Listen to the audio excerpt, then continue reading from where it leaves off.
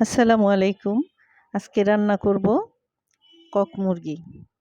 তো আমি মাংস কেটে নিয়েছি। মাংসগুলি ফ্রাই প্যানে নিচ্ছি। এখন আমি আস্তে আস্তে দিয়ে দিব মশলা। তো আগে পেঁয়াজ দিয়ে দিলাম 1 বাটি, আর জিরা গরম মশলা এগুলি বেটেছিলাম, ধনিয়া ওগুলো দিয়ে দিলাম, বাদাম বাটা দিয়ে দিলাম, তো দিয়ে দিলাম লবণ, দিয়ে দিব এখন আদা রসুন বাটা, তো হলুদ মরিচ পরিমাণ মতো দিয়ে দিলাম। একটা মুরগির অর্ধেকটা নিয়েছি, 2 কেজির উপরে মুরগিটা ছিল। কক মুরগি কিন্তু খুব টেস্ট, একটু শক্ত শক্ত লাগে। তো আজকে লাল টুকটুকে করে কক মুরগিটা রান্না করব।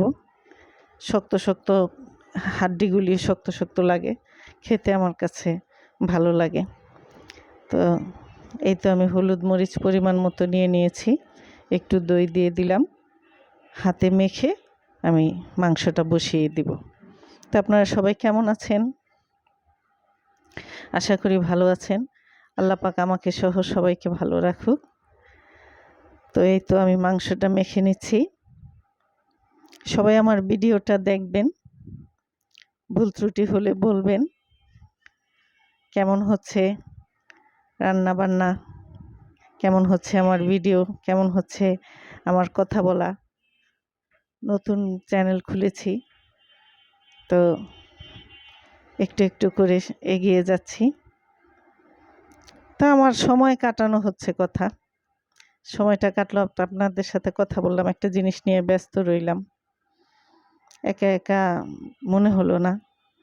তো এই আর কি, সময় তো এমনিতেই সংসারে কাজ থাকে না, 2 জন থাকি আর 3 জন থাকি, সংসারে তো কাজ থাকে, বাচ্চার পড়াশোনা আছে, এবাদত আছে। তো এই আর কি। তো এই যে মাংসটা আমার কষাতে দিয়েছি। মাংসটা বেশি ঝোল রাখবো না, হালকা ঝোলেই আমি মাংসটা রান্না করব। সিদ্ধ করতে হবে অনেক, কারণ এই মাংসগুলো শক্ত হয়। তো হচ্ছে মাংস প্রত্যেক দিন যা রান্না করি তাই আর কি ভিডিও করি। এই মাঝে মাঝে ভিডিও করা হয় না, তো অল্প অল্প করে এগোচ্ছি। তো এই তো কষানো হচ্ছে মাংস, কষলে পরে নিবু নিবু চুলায় আমি রেখে দিব। আজকে এই পর্যন্তই। আল্লাহ হাফেজ।